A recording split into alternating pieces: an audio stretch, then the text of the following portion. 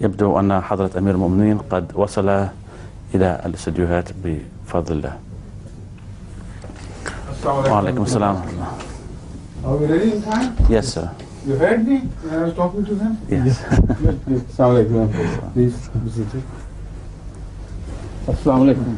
وعليكم السلام. We're still on the subject of Germany, were we not? Yes, we finished Munich yesterday. Okay. Hamburg. Hamburg.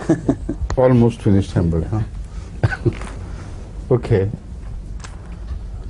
From Hamburg, we have to go on, huh? But Hamburg was not yet finished. There was still the question of other meetings.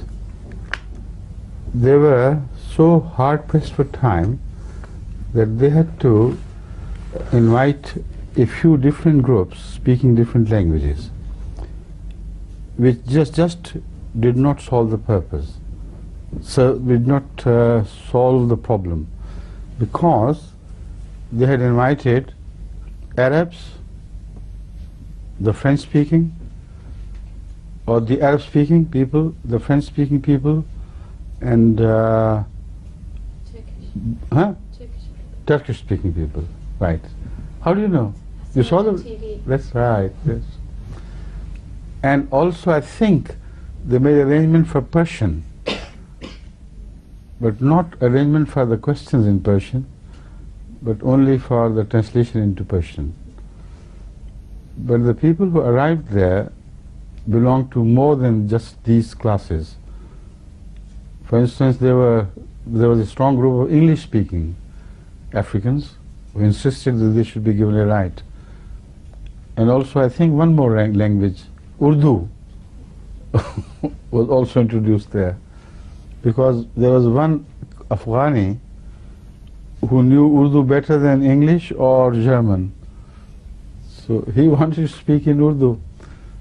So there were a few problems created. So it took us longer time to deal with the questions because of a few, incidental problems. But otherwise the meeting was good. And like always, I noticed a Turkish scholar who always comes, and he always waits for his time to try to remove all the good impressions received by the Turks by repeating the same questions which had been answered. So this is what he did this time again, but this time I dubbed him. I said, you claim to be a Muslim, you inquired from me permission, you asked permission from me for one question. So why are you jumbling all these questions together? Be a Muslim and stick to only one question. That unnerved him to a degree, of course. Then the question he asked, I answered it very clearly. So what pleased me was that although it was some well-known Turkish scholar or alim, I think he was the imam of some mosque, who was being slightly harshly treated by me, but all the Turks applauded. They were smiling, they were laughing, they enjoyed this, which means they were fed up of this man, and he had no influence over the Turks anymore. So that shows that the ethnic groups are being drawn towards Ahmadiyyat more and more. And again, it was not here, I think it was elsewhere, that a planted Khoja was sent to our meeting. It was in your country. This is Kassel. In Kassel region, the same man appeared who had come before and before. And he asked typical questions to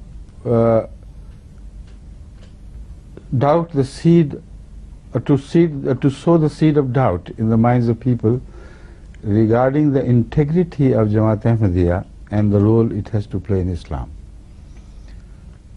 So I knew he had asked the same questions and he had been answered, and he ultimately got satisfied. So it was only there again when I had to be a little harsh to him. And I'm glad that all the Muslims agreed with me, none with him. And at the end of my treatment of this gentleman, they all applauded in favor of what I had said. So this is how it went on and on with different ethnic groups. But let's return to this experiment with experience with the people from Hamburg. To my knowledge, they all said their prayer with us. They all stayed. All of them expressed their agreement and happiness at whatever they found here to be.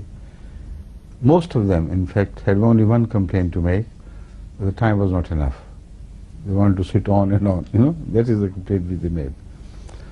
So the tour was given a big send-off from Hamburg on to Kassel. In Kassel, I must say, the Jamaat has done beautifully well. First of all, the building. Have you seen that? Have you? The new building in Samhausen. Innenhausen. Right. It's a beautiful place.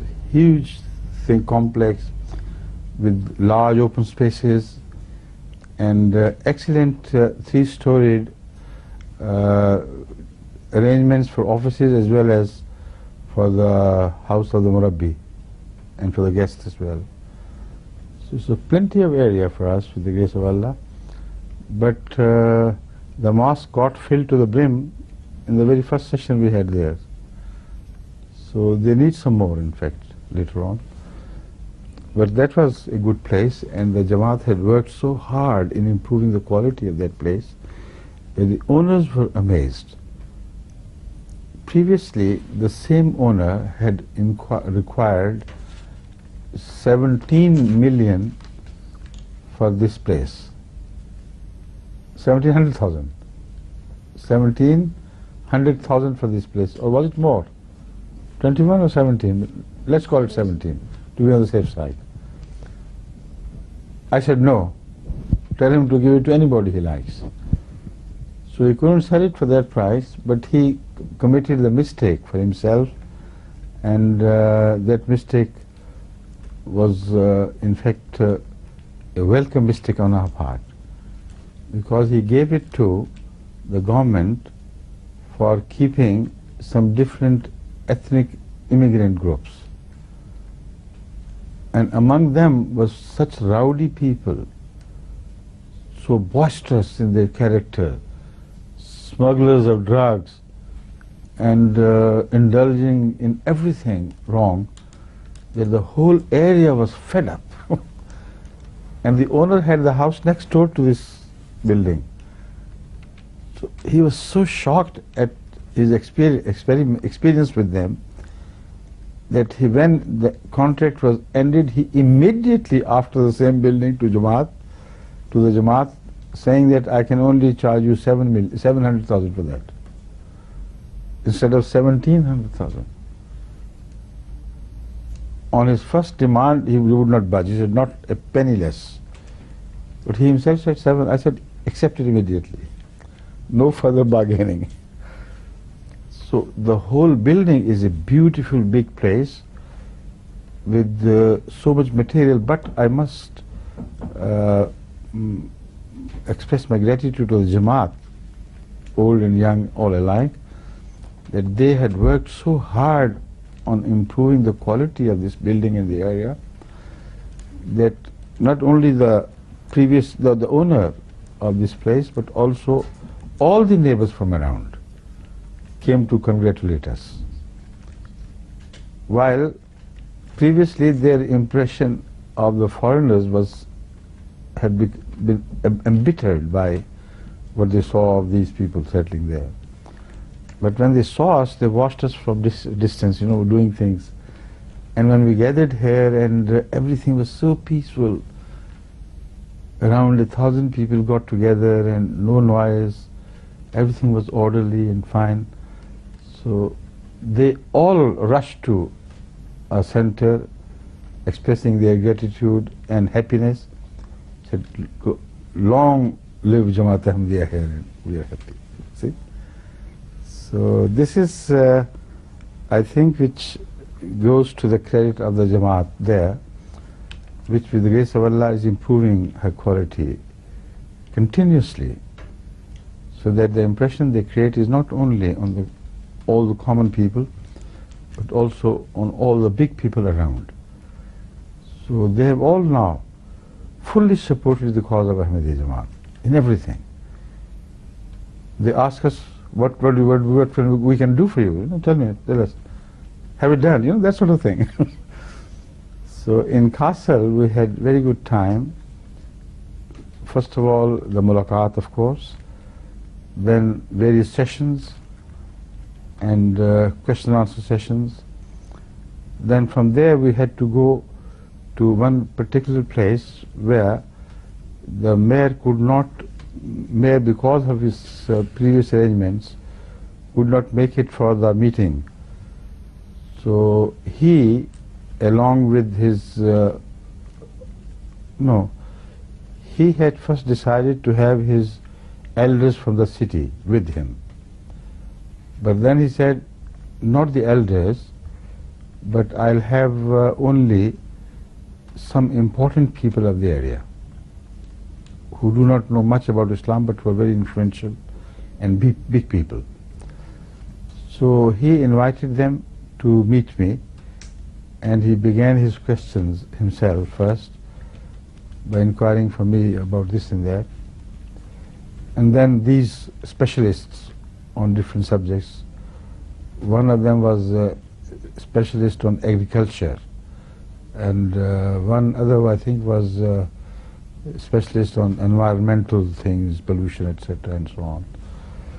So they started asking questions, and with the grace of Allah, you can see it on television, they were all nodding their assent, and gradually, getting down from their ivory towers to my level, my ordinary level of mutual discussions and things. Previously you could notice that German, haughtiness, which is always a result of unfamiliarity. The English are also haughty many times, and the Germans are also haughty many times. There is one basic difference between the two. The English are haughty because of inherent snobbishness in them. They rule the world, so that the sun never set upon them. So, as such, deep within they are haughty because of that snobbishness. And that snobbishness would not go, but the facial expressions change. After listening to you, they can be kind, but they are condescendingly kind. They get down to the low status by themselves, out of courtesy, out of conviction, yet out of courtesy. So this is what I have read of English character. But it takes you much longer to ultimately turn them into your real committed friends. Once they are, then the snobbishness goes, the haughtiness goes, then they always stay with you and support you. But the German character is different. There is no snobbishness. There is haughtiness, of course. German pride and haughtiness resulting from lack of knowledge. Always resulting from lack of knowledge of other people. They are shy of foreigners, and they want to remain within their closed society of the Germans, insulated society, I should say. But once they begin to know you, they change immediately, and really they grade themselves down within your sight, and they mean it. There's no more fight left. So this is what happened to the mayor as well as to these specialists who parted company as friends of the same level, no more specialist of this and specialist of that. So that is how the not the but the Kassel tour went into gear.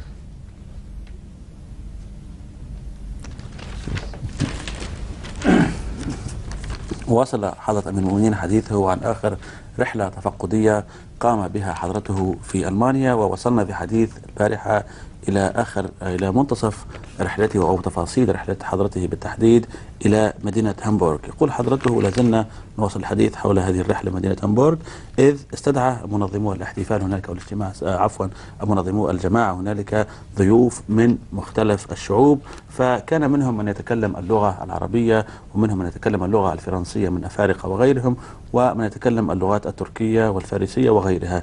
يقول حضرة أمير المؤمنين: حتى كان هنالك من الإخوة الأفارقة الذين يتكلمون اللغة الإنجليزية، وهذا لإظهار أنه لم يكن من الممكن ومن السهل أن تكون هنالك لغة واحدة لكل هؤلاء الضيوف. فلذلك يقول حضرته: حتى كان هنالك شخص أفغاني ألح كي يسمع الإجابة من حضرته باللغة الأردية، وذلك لأنه يفهم اللغة الأردية أحسن من اللغة الإنجليزية.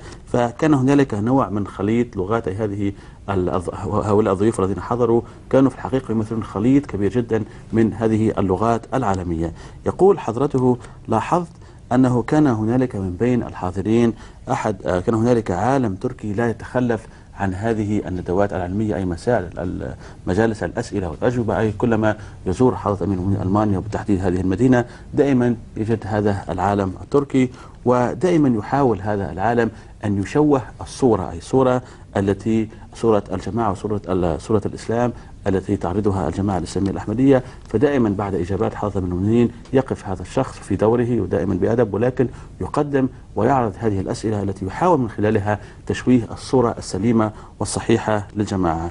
فيقول حضرة أمير المؤمنين: هذه المرة كنت قاسي قليلا عليه، وهو بهذه الصفة هذا العالم التركي قال في بداية حديثه: أريد أن أطرح سؤالا واحدا، وسمح له حضرة أمير المؤمنين أن يلقي سؤاله وأعطاه الإجابة، وبعد ذلك واصل هذا العالم في إلقائه في أسئلة مختلفة. فهكذا رد عليه حضرة أمير المؤمنين بعنف لطيف، وقال له أنه من الأخلاق الإسلامية السمحاء لما تقول شيئا لابد أن تحافظ وعلى كلامك ذلك، ولذلك أنت لم تحترم نفسك إذ قلت أنك تسأل سؤالا واحدا وهابك تريد أن تلقي أسئلة أخرى، فهذا ليس من أخلاق الإسلام. فهكذا يقول حضرة أمير المؤمنين بعد أن عنفه قليلا. حس أن هنالك تجاوب من الحاضرين الأتراك، صفقوا على هذه الكلمات والإجابة التي أعطاها حضرة أمير المؤمنين، ويبدو أن المسلمين الأتراك قد ملوا فعلا من هذه الحركات وهذه الخزعبلات التي يقوم بها هذا العالم وغيره من هؤلاء العلماء. ثم يقول حضرته: أيضا كان هنالك أيضا عالم آخر تركي، هو الآخر بدوره حاول أن يشوش على الحاضرين أيضا بإلقاء سؤال يدخل بعض الشك في صلاحية خدمة الجماعة الإسلامية الأحمدية للدين الحنيف. وبنفس الطريقة يقول حضرة أمير المؤمنين: هذه المرة هو الآخر عنفته قليلا، ونفس الحركات أيضا حصلت، إذ صفق الحاضرين الأتراك مرة أخرى لامتنانهم، وأيضا كي أنهم أعجبوا كثيرا بإجابة حضرة أمير المؤمنين. يقول حضرته أن معظم الضيوف الذين حضروا هذه الندوات قد صلوا معنا وتعرفوا علينا أكثر، وكانت لنا بهم علاقات اجتماعية من الطراز العالي، ولكن كانت لهم شكوى واحدة، وهي أن الوقت الذي حدد لمثل هذه الندوات لم يكن كافيا كي يلقوا معظم أسئلتهم. ثم يقول حضرته وبعد أن فسر هذه النقاط يقول: الخطوة الثانية هي أننا غادرنا هامبورغ وذهبنا إلى مدينة أخرى اسمها كاسل، وسمى المنطقة بالذات تبدو أنها في ضواحي كاسل، حيث اشترت الجماعة الإسلامية الأحمدية الفرعية هنالك بناية ضخمة هنالك. ويقول حضرته أن في تلك البناية الجديدة المسجد كان ممتلئا، ويبدو أنهم في المستقبل يجب عليهم أن يوسعوا تلك البناية.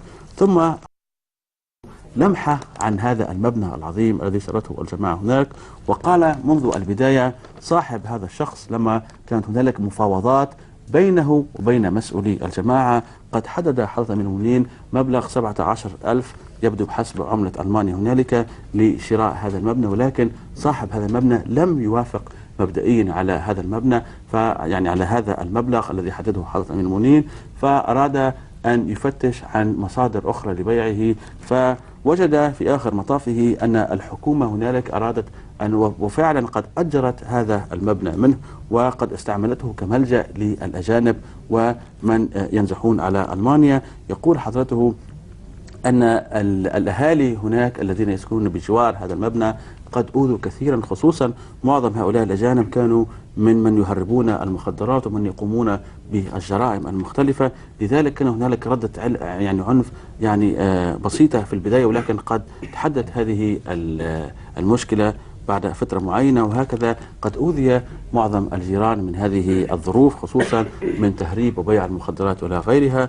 فمباشرة بعد أن انتهى هذا العقد، أي عقد بين هذا الرجل صاحب هذا المبنى والحكومة في ذلك المكان، مباشرة غير هذا الشخص رأيه وقرر أن لا يجدد هذا العقد بينه وبين الحكومة. فهكذا ومباشرة قد قرر هذا الرجل أن يبيع هذا المبنى مرة أخرى. وبطبيعة الحال كانت الظروف قد هيأت وقد اتصل بالجماعة مرة أخرى، وهكذا المبلغ الذي حدده حضرة أمير المؤمنين منذ البداية قد قبله هذا الشخص في آخر المطاف. يقول حضرتهم أن الجماعة لما اشترت هذا المبنى قد حسنته ورممته كثيرا. ويؤكد حضرته ويقول: أريد أن أؤكد بهذه المناسبة السارة أن أشكر جميع أفراد الجماعة الإسلامية الأحمدية هنالك على المجهودات الجبارة التي بذلوها لترميم هذا المبنى. ثم يقول حضرته عن الفكرة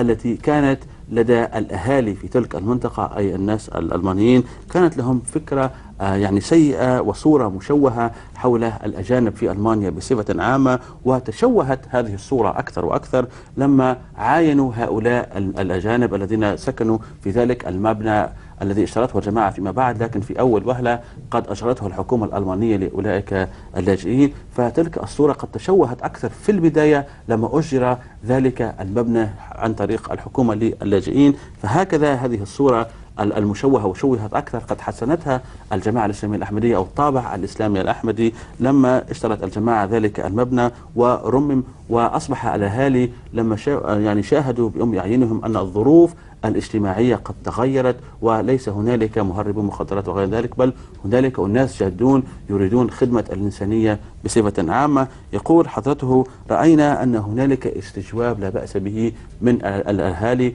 وأرادوا أن يتعرفوا علينا أكثر وأكثر، وبدأوا يتقربوا منا. وهكذا كانوا كلما نطلب منهم ونستدعيهم لبعض النقاشات أو الاجتماعات كانوا يلبون هذه الدعوة، وأيضا يولون اهتمام أيضا لا بأس به.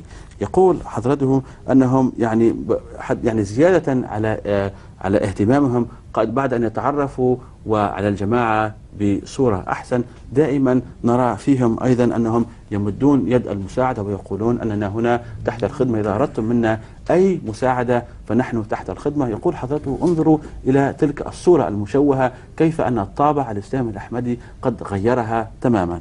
ثم تطرق حضرته وتحدث على رئيس بلدية هذه المنطقة ومدينة كاسل، ويقول أنه في البداية لما استدعته الجماعة المحلية هنالك قرر رئيس البلدية هذا إحضار كبار مسؤولي بلديته، ولكن في آخر وهلة وفي آخر لحظة قرر أن يحضر بعض المختصين في مجالات مختلفة. فأحضر من هنالك أحد المسؤولين في أمور البيئة، وآخر في العلاقات الاجتماعية وغيرهم. ويقول حضرته: قد هذا يعني انطباع وتجربة حضرة أمير المؤمنين الخاصة.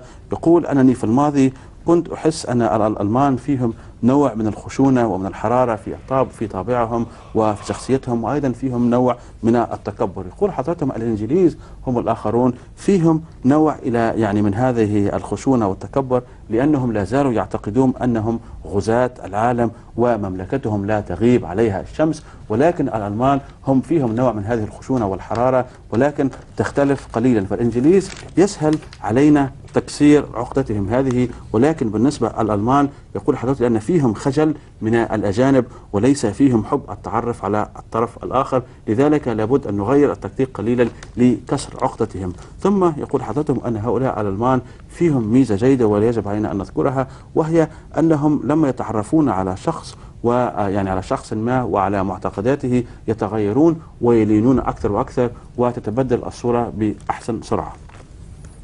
Jazakumullah. I don't know whether I have made it clear or not. There were 3 different mayors of the entire area involved in their contact with the Jamaat. The first one I mentioned was just now, who came along with some specialists. and he wanted me to spend some time with them because he could not attend the common function of question answers. So that is why we disposed of him and his fellow members of the team separately, and it took us quite some time, more than it was expected. Then we had formalities, photographs, exchange of words, and this and that. From there I went to another room. The building remained the same. People kept changing and the rooms kept changing, one from the other. Sorry. So there came the next mayor, who also gave me to understand that he had come officially, but not as he had desired. He wanted to come with all the teams of councillors and officially welcome me there and garland me and do all the formalities which they do. But this was refused to him by the Amir Sahib of Germany, because previously I had myself told him that it embarrasses me for them to, to go on, do these formalities. It takes a lot of time, and moreover I feel embarrassed of being unnecessarily and unduly elevated into something, who's coming. So I wanted to meet them at their own level, a common human level. So that is what he said. Okay, he had come here because of a different understanding now. Understanding was that I will be here to ask you different things, and we meet here and then I take leave of you. Now, having stayed there for around half an hour instead of a few minutes, he decided to come into the general meeting as well. And he said he will not be able to make it more than 40 minutes at the maximum, or perhaps less. And it was the same mayor who stayed on for about an hour and a half. And he kept cancelling the other appointments, one after the other. So from him I understood that the German people, not only in this area but generally overall, all over Germany, are very little informed about Islam. And as such, they feel, the distance, and they remain locked up in their own cars and say no. So he mentioned it in so many words. He said, look here, after knowing you, that is to say not me, the Ahmadiyya Jamaat, after knowing some mad workers who keep coming to me and telling me this and this, they say their humility, their service, their cause, their service sacrifices for the cause are so impressive that it was this thing which compelled him to come to meet me. Prior to this, he didn't know much about Islam at all. Only there was a wall created between him and the Muslims, because whatever he had understood of Islam was through reports. That is why everywhere I went there, Khomeini always followed me. See, he had to be there, because all Germans, would inquire from me, what do I think of Khomeini? There in particular, I think it was in Kassel, or the same place perhaps, yes. There was a German, no, it was in Hamburg, who, let me see, I don't know, no. Later on it was in Frankfurt, but I leave that alone. The Germans, it was not he, but every time some German would stand up and inquire about Khomeini and our relationship with them, the Iranis and those who follow Khomeini, I mean. And when I explained these things to them, they were amazed. And they had only one idea about Islam and Salman Rushdie. They thought, or they had thought prior to my visit, that Islam condemned Salman Rushdie to death to a degree that every Tom, Dick and Harry can take up a dagger in his hand and stab him or shoot him, and it would be okay by God. That was the impression which I found prevailing all over and still prevails. And unfortunately, the other Muslims take pride in that. Instead of removing this blemish from the face of Islam, they somehow take pride in it. They do not make any effort to remove this wrong impression. So every time I had to tackle with this question. Every time I had to tell them. And I had to tell them that it is not my personal view at all. It is the official Quranic view. It is the official view as it emerges from the study of the Sunnah of Hazrat Muhammad Rasulullah, from the study of his acts and deeds. So, in the end, they always turn into friendly Germans. No more inimical, you know. Somehow they hate the idea of other people interfering with the law and order of their own country. This is what exasperates them, you know. Something which they simply cannot tolerate. As long as it is there, this impression, they will not listen to anything else of Islam. So when I removed this, all the barriers were demolished. I said, yes, this is sensible. Tell us more, you know. So that in a way helped me. I was not that so much, but still, deep within I was happy with this question. Because that gave me an opportunity to explain myself and explain Islam. So this is how every meeting went on until we reached the final session of Bosnians and Albanians. They were together. But it was understood that while I would be answering the Bosnians, Albanians would remain there because they understood Bosnian language as well. When I started speaking Albanian, then the Bosnians could leave. You know, for instance, to have the refreshments and things.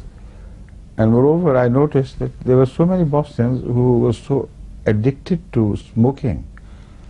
It was very hard for them indeed to abstain from smoking for more than an hour or so. So they were dying to get out, you know, somehow. And that is why we shortened their trial to only an hour. For 1 hour they could ask any questions and then leave and retire to their own private rooms and things. So that is what happened, but they were also quite responsive, and although the same questions which the Khojas had taught them appeared again and again, and particularly this one person I am referring to was a plant of the Khojas who kept on staying with them even when the meeting was changed into an Albanian meeting. This man, I immediately recognized, had tried to disrupt our meeting, not directly by making noises, but by deviating from the right course and moving into other alleys, you know, which did not have any relationship with the subject of discussion. So he wanted to take me around here and there, so that I could lose the thread of the discussion, and the Albanians or Bosnians would not be impressed. So this time I kept watching his face, you know, and I saw a color come and go, you know. He somehow, you know, wave after wave, he said, oh, what can I do about it? He is winning the ground. That is what his impression was. Then he stood up, and with every apology and courtesy, he said, I suggest something. The thing which he had suggested even earlier. He said, why make this deception? You know, we people are innocent, simple people, we don't know much of Islam. Why to come to us and drag us into the intricacies of your discussions? These are scholarly discussions. Why don't we just go to the Khojas in Bosnia and have the matter settled with them?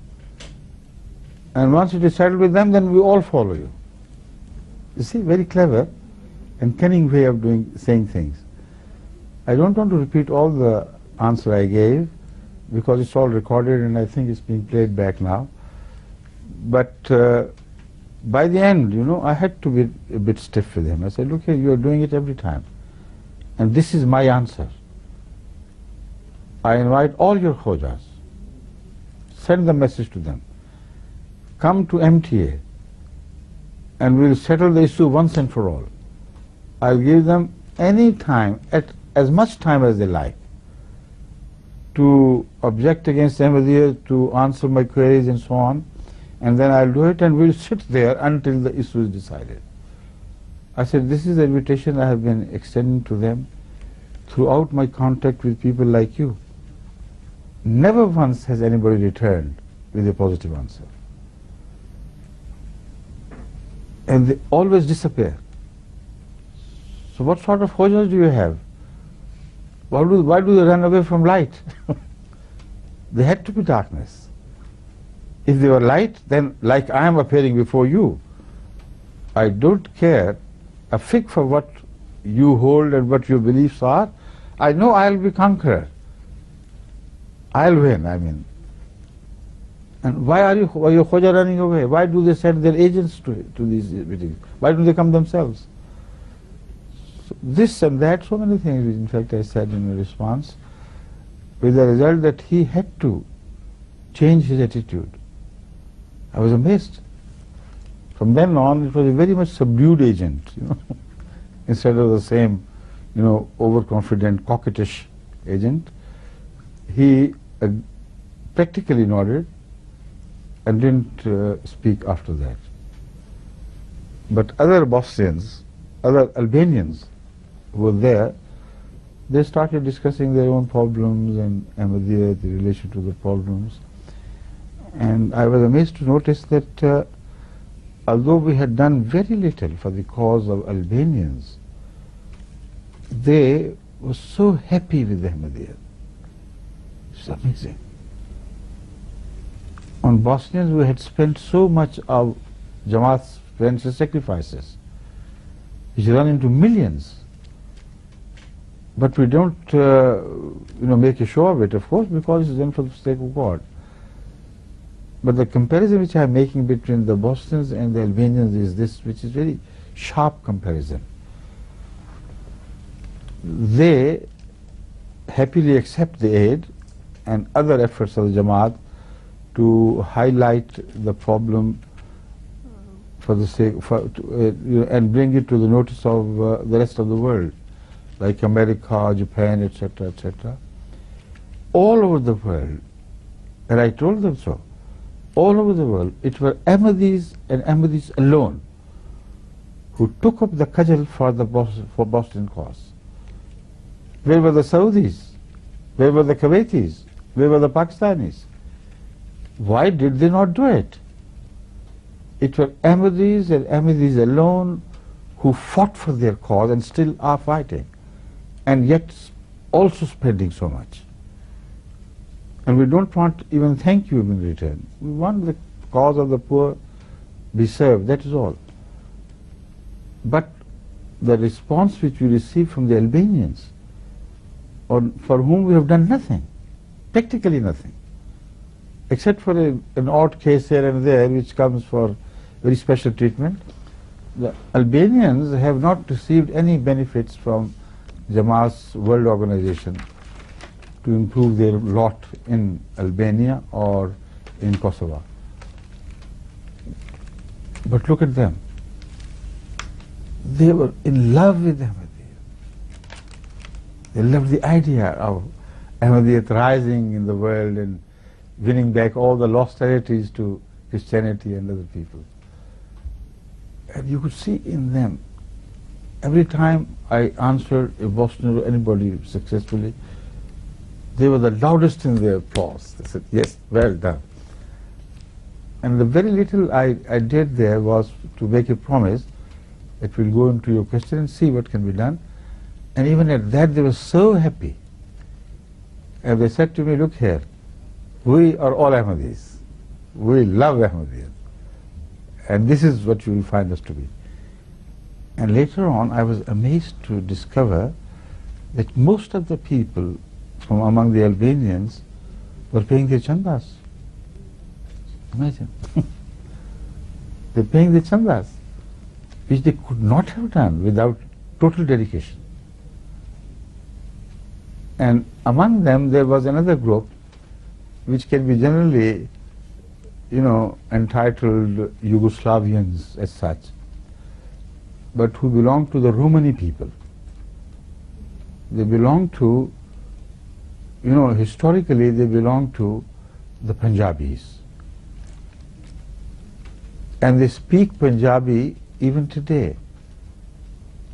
Not in its,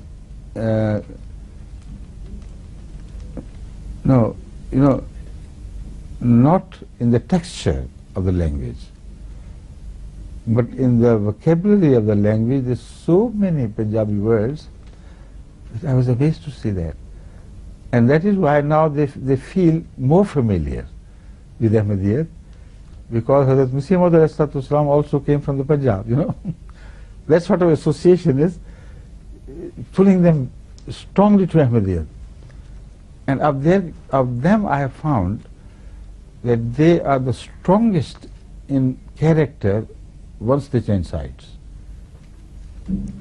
People paint a different image of theirs normally, but I saw a completely different story. But I'm consulting the watch.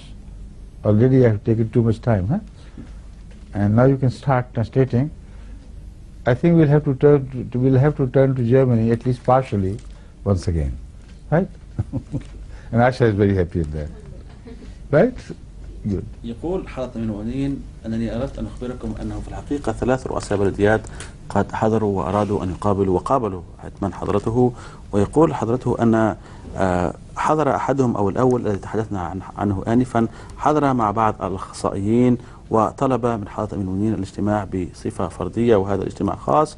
ثم يقول حضرته بعد أن اجتمعت برئيس بلدي هذا وبعض أخصائيه، قد انتقلت من قاعة إلى قاعة أخرى في نفس المبنى، حيث قابلت رئيس بلدية آخر أراد هو الآخر أن يحضر أعضاء بلديته ويقومون بالبروتوكول المتعارف عليه، أي الترحيب بحضرة أمير المؤمنين بطريقتهم الخاصة، طريقة تلك البلدية. ولكن يقول حضرته أن رئيس البلدية هذا قد أخبره أن إمام الجماعة في ألمانيا قد رفض هذا الطلب لرئيس البلدية هذا، إذ أنه كان يعرف على يقين أن حضرة أمير المؤمنين لا يحبذ مثل هذه التظاهرات.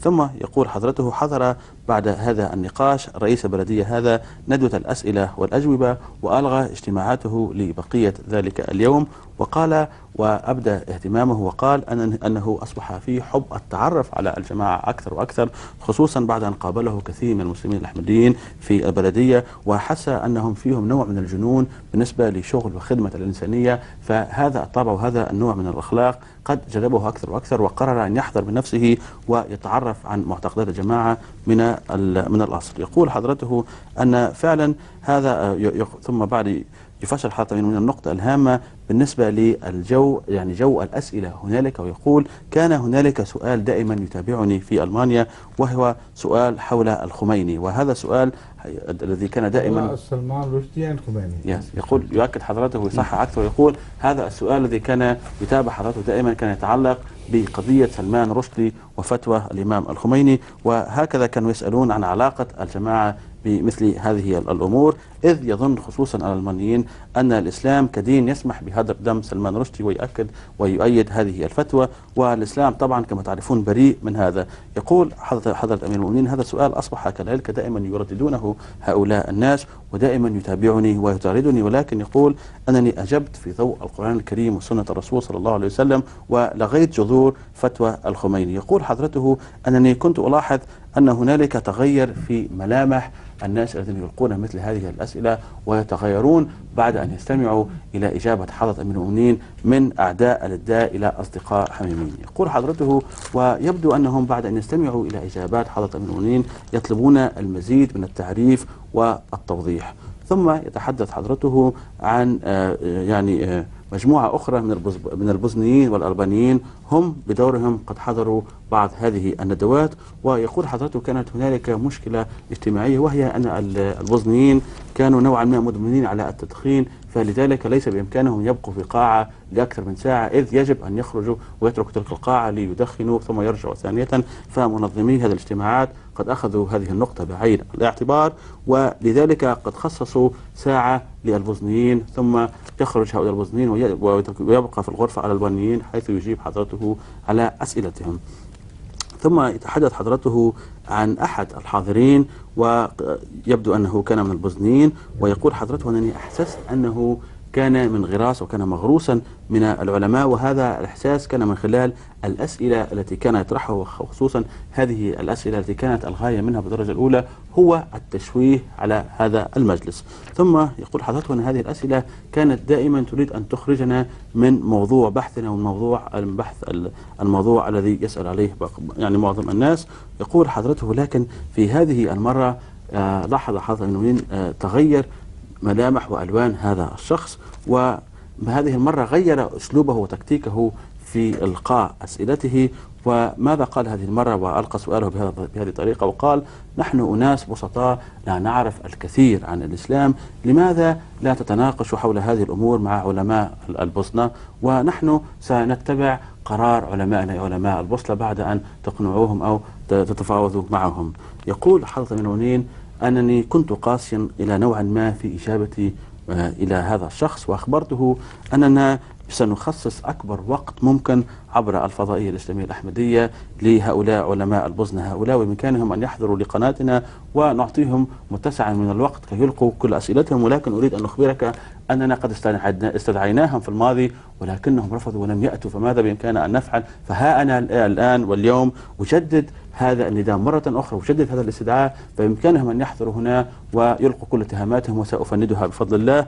ثم يقول حضرته وهذه النقطة القوية، وقال حضرته: أنا لا أبالي بماذا سيقولون، لأنني على يقين أن النصر سيكون حليفي في آخر المطاف. ثم يقول حضرته هذا الشخص لم يواصل تعليقاته بعد هذا الرد المفعم من حضرة أمير المؤمنين. ثم يقول حضرته وتحدث هنا عن المساعدات الضخمة التي قدمتها الجماعة الإسلامية الأحمدية للاجئين البوسنيين خصوصا في ألمانيا، ويقول أن الجماعة قد صرفت عليهم كثير يعني بمصاريف تقدر بالملايين. ويقول حضرة المؤمنين: نحن لا نشهر بهذه المصاريف إذ كلها في سبيل الله، ولكن أردت أن أذكرها لكي أقارن وأعرفكم بالمجهودات الجبارة التي بذلتها الجماعة على البوسنيين والمجهودات البسيطة التي بذلتها الجماعة على الألبانيين. ومع ذلك نرى أن هؤلاء الألبانيين أيضا فيهم اهتمام بأفكار الجماعة وبخدمتها أيضا. ويقول حضرته فعلا أن الجماعة الإسلامية الأحمدية هي الوحيدة التي بالمقارنة إلى مداخيلها السنوية صرفت الكثير وأبدت اهتماما لا بأس به في خدمة ومساعدة هؤلاء البوسنيين. فأين كانت أموال السعودية والكويتيين والباكستانيين؟ فما صرفته الجماعة هو فعلا كثير بالنسبة لدخلها بالمقارنة إلى مداخيل هذه الدول العظيمة الأخرى. يقول حضرته أنهم كان حضرته يرى ويحس أن كان هنالك نوع من تصفير، كان هؤلاء يصفقون الإخوة الألبانيين بعد أن يستمعوا إلى إجابات حضرة أمير المؤمنين، وكانوا يطأطئوا أيضا رؤوسهم لكي يبدوا اهتمامهم وأيضا امتنانهم بهذه الإجابات. يقول حضرته أنني علمت من مصادر مختلفة أن هؤلاء الناس الألبانيين الإخوة الألبانيين كانوا يدفعون التبرعات الشهرية لخزينة الجماعة، وبعض الألبانيين يقول حضرتهم أنهم كانوا هذا حسب ما تعلمناه من التاريخ أن بعض الأقسام من الألبانيين هم من أصل بنجابي، ففي حديثهم وفي كلماتهم هنالك مصطلحات كثيرة من اللغة البنجابية. فيقول حضرته لهذا يبدو أنهم حسوا بالانتماء إلى الأصل أو حسوا بانتمائهم من البنجاب، خصوصا بما أن سيدنا أحمد عليه السلام قد هو أصله من البنجاب، فهكذا هؤلاء الإخوة الألبانيين قد حسوا برجوعهم إلى أصلهم، وهكذا كانوا يتفهمون أكثر وبسرعة معتقدات وأفكار الجماعة الإسلامية الأحمدية.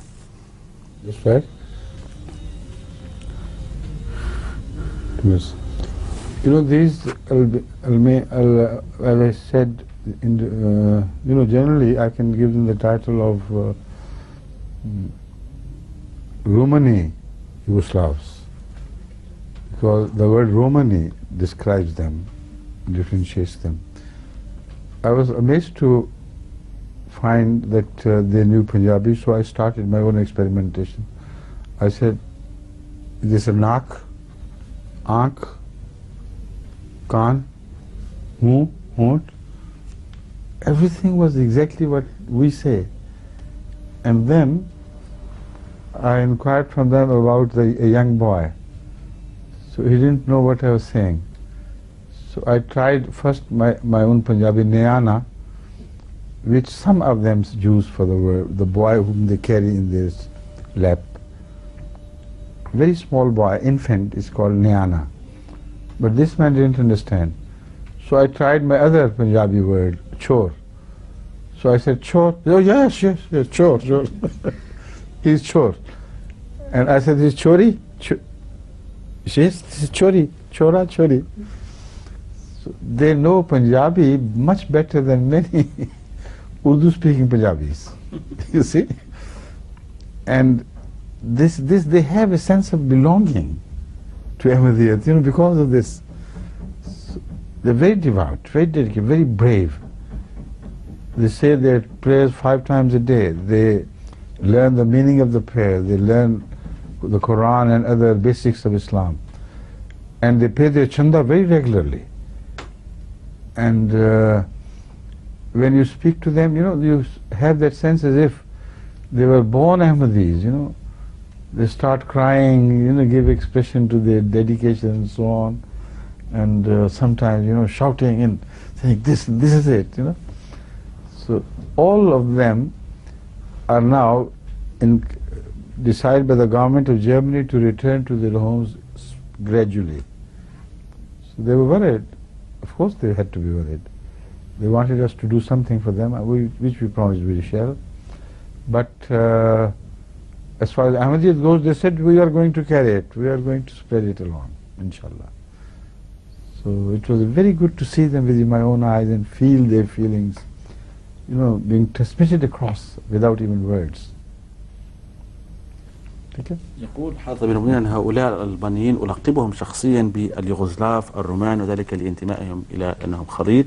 يقول حضرته أنني قد قمت بتجربة معهم، وهو أنني كنت قد ذكرت بعض الأسماء باللغة البنجابية بدون أن أشير إليها بإصبعي، مثل كلمة عين، أذن، فم وغيرها. فكان هؤلاء يعرفون من خلال هذه الأصوات التي كان يصدرها حاضر من المؤمنين، وهو يسمي هذه الأعضاء باللغة البنجابية، وكانوا يتعرفون عليها. ثم قال أيضا حضرته كلمة نيانا، ومعنى ذلك باللغة الأردية طفل صغير، ولكن لم يفهم هؤلاء ما قاله حضرته. ولكن لما قال حضرته شور، قد فهم هؤلاء أن فعلا هذه المصطلح وهذه الكلمة الأخرى للطفل الصغير باللغة البنجابية قد فهموها، وقال نعم شور هذه معناها طفل صغير. وهكذا يقول حضرته أنه كان هنالك تفاهم بيني وبينهم بدون أي إشارات، فهم يعرفون مصطلحات اللغة البنجابية حتى أحسن من أولئك الذين يتكلمون اللغة الأردية. وأحسست أن فيهم إحساس قوي بالانتماء إلى أصل الأحمدية. وهكذا يقول حضرته أنني قد وعدتهم بالنسبة لمساعدتهم في أمور خاصة، وهي أن الحكومة الألمانية تفكر في إرجاعهم إلى بلدهم، وقد وعدتهم الجماعة بتقديم يد المساعدة. ولكن هؤلاء قد أقروا أنهم حتى لو رجعوا إلى بلادهم سيوصلون إن شاء الله خدمة الإسلام والإنسانية. جزاكم الله إن شاء الله. السلام عليكم ورحمة الله وبركاته.